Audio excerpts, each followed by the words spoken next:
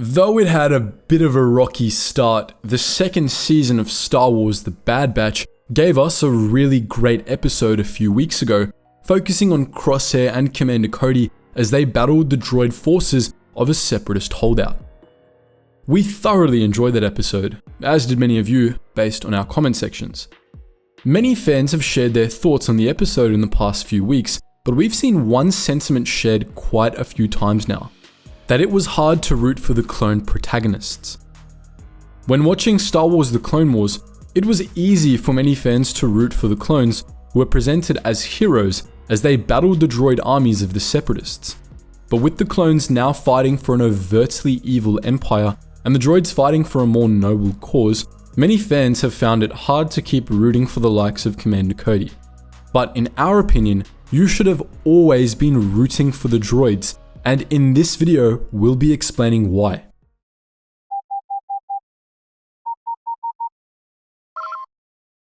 Attention, Sergeant on deck!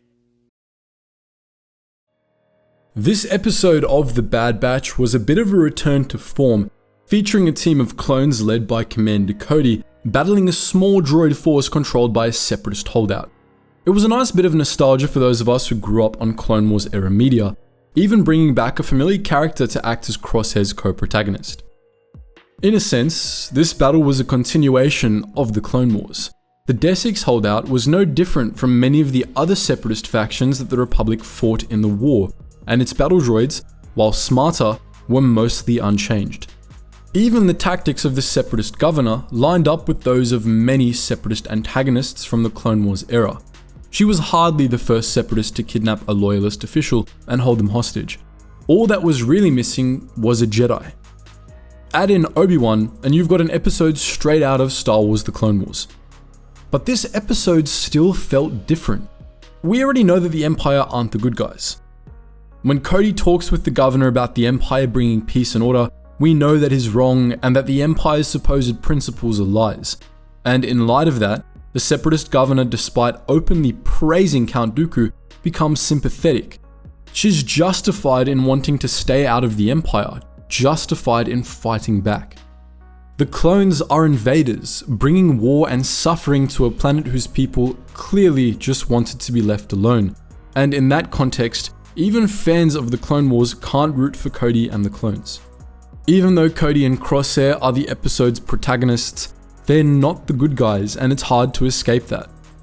But were they ever? Was the situation on Desix all that different from the events of the Clone Wars after all? Toward the end of the episode, we learn that the governor of Desix was a senator in the Separatist parliament and an ally of Mina Bonteri, who, in Star Wars: The Clone Wars, successfully got the parliament to vote to negotiate with the Republic. She's the representative of most of the people that made up the Separatist cause. Her cause is no different in The Bad Batch than it was during the Clone Wars, and most Separatists weren't corrupt tyrants like Count Dooku or ruthless businessmen like Newt Gunray.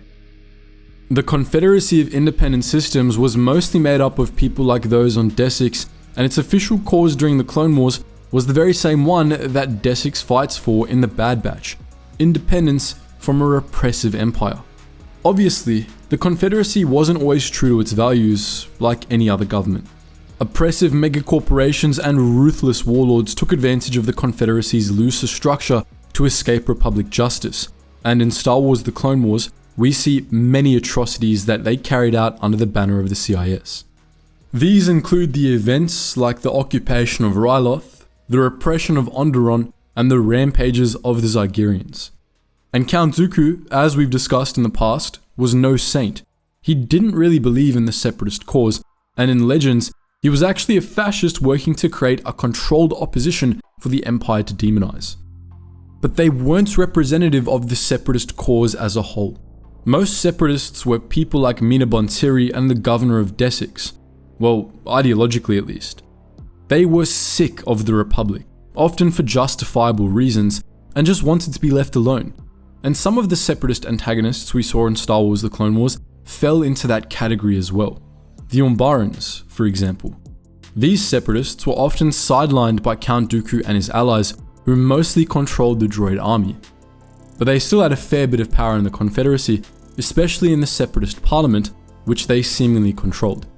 Most Separatist operations in Star Wars The Clone Wars weren't exactly representative of this faction of the Confederacy, but they weren't representative of the monsters either.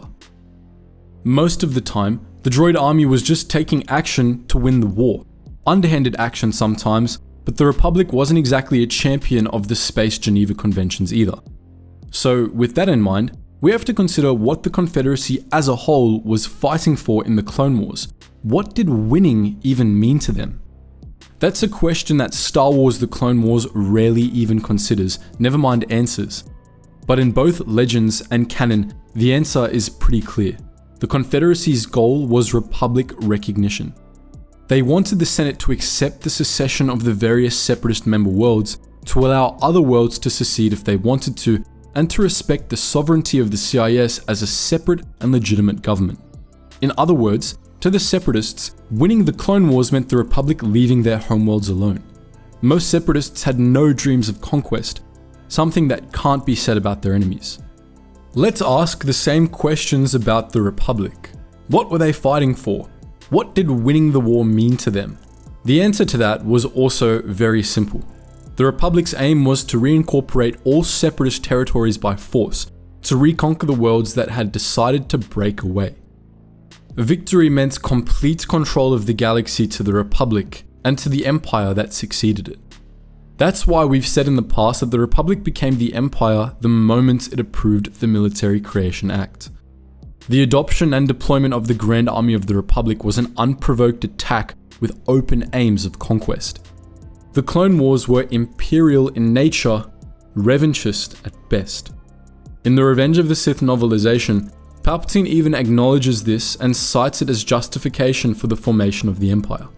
As he puts it, the Republic had become an empire in fact, so it wasn't really a leap for it to become an empire in name as well.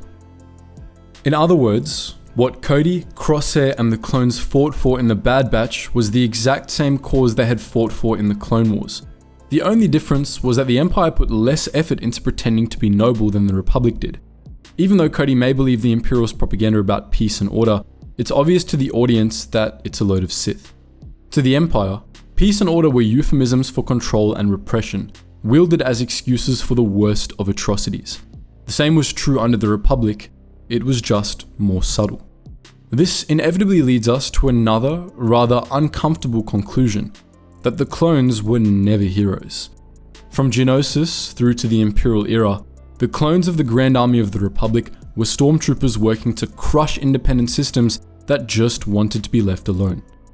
The framing of Star Wars The Clone Wars might have gotten many fans to root for them, but honestly, the clones never deserved it. They deserve sympathy for sure. They were slaves that had no say in joining the Grand Army of the Republic. The clones were victims of the Republic and the Empire, much like the Separatists were. But they were never the heroes, nor were they ever the good guys. That's not to say that the Separatists were saints, or that the droids did nothing wrong. The battle droids were also victims. They too were slaves, like all droids were, though that's another rabbit hole entirely. They weren't really heroes either, but their cause was certainly more justified than the clones' was, and if you're going to root for one side or the other, most of the time you should be rooting for them. But what do you think? Has this made you rethink Star Wars The Clone Wars, or do you think we're wrong? Feel free to post your thoughts in the comments section below, and as always guys, thank you so much for watching, and I hope to see you in the next video.